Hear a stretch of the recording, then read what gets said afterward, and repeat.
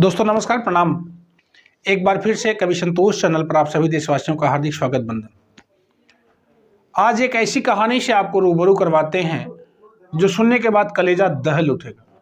जी हाँ दोस्तों, एक महिला जब थाने में खुलेआम सरेआम घुसती चली जाए, हाथों में पिस्टल लहराते हुए, और दरोगा साहब से या वहाँ के कर्मचारियों से पहुँच करके ये बोले कि जाओ, मैंने काम तमाम कर दिया है, दोनों को मार दिया है और लाशें उठा लाओ। ये कितना हैरत अंगेज लगता होगा सुनने के बाद कि कोई एक महिला निर्भीकता से हाथों में पिस्टल लहराते हुए थानों में घुसती और दरोगा साहब से बोलती, वहां के कर्मचारियों से बोलती कि जाइए लाश को उठा लाइए, मैंने दोनों का काम तमाम कर दिया है, दोनों को लुढ़का दिया है। तब ऐसा लगता है जैसे हमारे भारत की संस्कृति, हमारे भारत का कल्चर जो है वो गर्त में जा रहा है। दुख होता है तब ये सोच करके जब कोई महिला इस तरह के कारनामे करती है, कोई पुरुष इस तरह के कारनामे करता है। अभी सूचना सेट की एक घटना सामने आई थी, बेटे को मार करके बैग में भर लिया, अटैची में पैक करके उस लाश के साथ 22 घंटे का समय बिताया, सफर भी करने लग गई और पुलिस वालों ने पकड़ा। ऐसी तमाम कहानी अभी सूचना सेट की चल ही रही। एक बड़ी महिला है, पूरे भारत की 100वीं सबसे अमीर महिला है, लेकिन आज एक ऐसी महिला की कहानी हम आपके सामने रखने जा रहे हैं जो अपने आप में एक ऐसी दास्तान है, एक ऐसी हृदय विदारक दास्तान है, एक ऐसी कहानी है जो सोचने पर विवश कर देती है। क्या महिलाओं के अंदर का ममत्व तो मर गया है? उनके अंदर तो ममता, दया, करुणा, ऐसे भाव को हमेशा देश देखता रहा है। ऐसा कैसे हो गया? आइए, मध्य प्रदेश के उज्जैन जनपद की कहानी है। उज्जैन से लगभग 25 किलोमीटर अंदर जब हम जाते हैं तो एक थाना लगता है इंगोरिया। इंगोरिया थाने की ये दिल दहला देने वाली कहानी जो हम आपके बीच में रख रहे हैं, निश्चित तौर पर सुनने के बाद कलेजा सिहर उठेगा। एक आंगनबाड़ी महिला, सविता नाम है जिसका, बहुत पढ़ी लिखी महिला है। इंटर के बाद वो नौकरी पाई, लेकिन नौकरी पाने के बाद भी उसने एमए तक की पढ़ाई पढ़ी और समाजशास्त्र से एमए किया। एमए करने के बाद वो सविता अपने घर में बहुत खुशहाल जीवन जी रही है। 2 बेटियां हैं, एक बेटी 22 बरस की है, दूसरी बेटी 19 बरस की है। पति राधे श्याम और एक जेठ हैं जिनका नाम दिनेश उर्फ धीरज है। दिनेश यानी धीरज जो है, ये दोनों भाई एक साथ रह करके जीवन जी रहे थे। कुछ दिन पहले विवाद हुआ, दोनों में अलगौजी हो गई, दोनों अलग अलग हो गए, घर आमने सामने हो गया। पिता का नाम नाहूलाल कुमारिया बताया गया। नाहूलाल कुमारिया की 2 संतान, ये 2 संतानें, दोनों बेटे, और राधेश्याम धीरज दोनों अलग रहने लग गए। दोनों शराब पीने के आदती थे। शाम को दोनों भाई साथ बैठ करके कभी कभी दारू पी लिया करते थे और ये बात सविता को नागवार लगती थी। जो आंगनबाड़ी सविता थी, ये बात उसे नागवार लगती थी, उसे अच्छा नहीं लगता था। राधे श्याम से 2-4 दिन 10 दिन लगातार उसने इस बात पर जीरा करी कि आप धीरज के साथ बैठ करके शराब नहीं पियोगे, क्योंकि नाहूलाल ने 2 बीघा जमीन धीरज के नाम रजिस्ट्री करी थी और 2 बीघा जमीन राधे श्याम को दिया था। टोटल नाहूलाल के पास 20 बीघा जमीन थी, उसमें से 4 बीघा दिया था और ये बोले थे कि 16 बीघा जमीन हमारे मरने के बाद या अगर हम रहे तो बाद में आप लोगों को दे देंगे।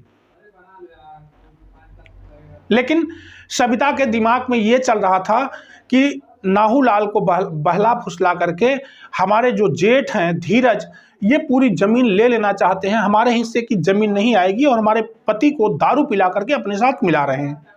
इस बात का भ्रम था। राधे श्याम से आए दिन विवाद करती रहती थी सविता आंगनबाड़ी, बच्चियों की शादी करनी थी, दिमाग डिस्टर्ब था। अब देखिएगा मामला कैसे तूल पकड़ता है। और उधर धीरज का थोड़ा सा अवैध कारोबार था, वो असलहों की सेलिंग करता था, यानी कट्टा, कारतूस, देसी पिस्टल, ये सब बेचना उसका धंधा था।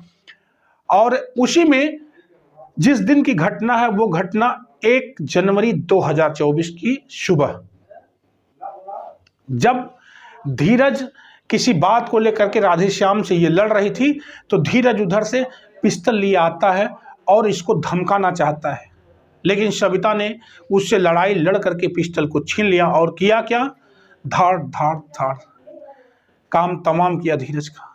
धीरज को गोली मारी और जैसे राधेश्याम ने पकड़ना चाहा तैसे ही राधेश्याम को भी गोली मारी, यानी पति और जेठ दोनों को मौत के घाट उतारा।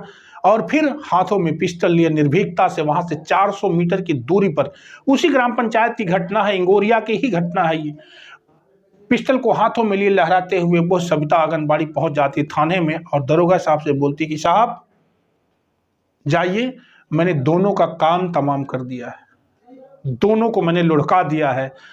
दरोगा साहब जब सुनते हैं तो होश उड़ जाते हैं कि अरे ये क्या बोल रही है। कहीं ना कहीं से भारत की संस्कृति, भारत की व्यवस्था, जो हमारी प्राचीन परंपरा है, जो हमारी प्राचीन पद्धति है, महिलाओं के अंदर इतना दुस्साहसिक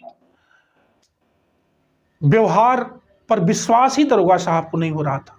ये क्या बोल रही है, कहीं मेंटल तो नहीं है, कहीं दिमागी रूप से डिस्टर्ब तो नहीं है। तुरंत उसको बैठाया गया, उसके हाथ से असलहा लिया गया। इसके बाद उससे अस्थायी तौर पर जब बात करने लगे तो उसने कहा साहब बात सही है, घर जाइए आप, मैंने दोनों का काम तमाम कर दिया है, मैंने एक बड़ी घटना को अंजाम दिया है। बड़े सरलता से जब उसने अपनी बात कही तो दरोगा साहब पुलिस भेज करके घर की जांच करवाते हैं तो दोनों की डेड बॉडी एक हॉस्पिटल में जाके, मृतक हुए थे जेठ और हस्बैंड घर पर ही, राधेश्याम के प्राण पखेरु घर पर ही उड़ गए थे। दोनों लाशों को घर मंगवाते हैं, दोनों का पोस्टमार्टम होता है, सविता से पूछताछ होती है। कोई ठोस जवाब बस इतना था कि जमीन, ससुर की जमीन या खुद की जो मेरे हिस्से की जमीन थी वो राधेश्याम से धीरज बरगला करके ले लेना चाहता था। मूल कारण यही निकल करके सामने आता है।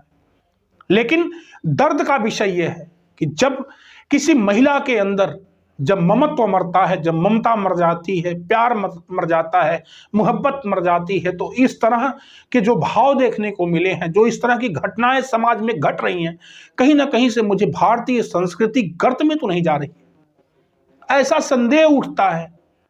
और मैं दुनिया के लोगों से इस वीडियो के माध्यम से बस सिर्फ और सिर्फ ये जानना और पूछना चाहता हूं कि आखिर भारत जैसे देश को किसकी नजर लगी है।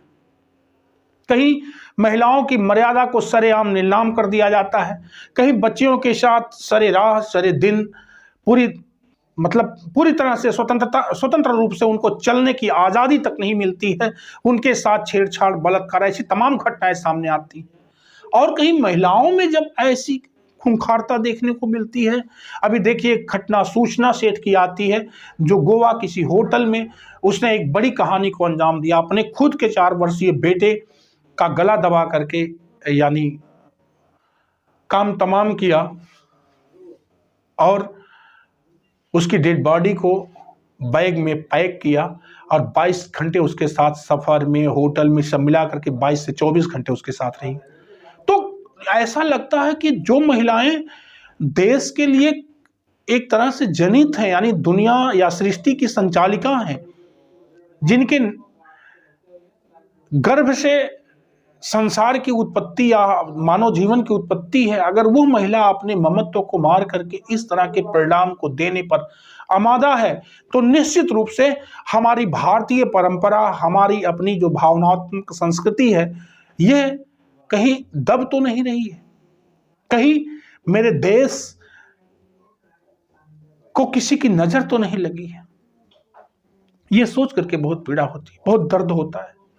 और मैं सिर्फ ये कहानी आपको ये विचारने के लिए छोड़ देता हूं कि आप लोग विचार करके बताओ कि जहां राम राज की कल्पना की जा रही है, वहां उस देश में जब हम राम राज की कल्पना करते हैं तो राम राज में ऐसे परिणाम आने लग गए हैं, क्या होगा देश का।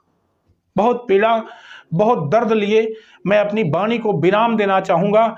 अगले वीडियोस में पुनः आपको बहुत जल्द इसी चैनल से फिर मिलूंगा। तब तक के लिए आप लोगों से नमस्कार, प्रणाम करता हूं और निवेदन करता हूं कि अगर मेरे चैनल को आप लोगों ने सब्सक्राइब नहीं किया है तो सब्सक्राइब कर लीजिएगा और कमेंट में ये कहानी कैसी लगी मुझ तक जरूर प्रेषित करिएगा। हमें उम्मीद और भरोसा है कि हम सच्ची घटना की तफ्तीश करके उसकी तह में जाने के बाद ही कोई कहानी आप तक प्रसारित करेंगे। तब तक के लिए जय हिंद, नमस्कार।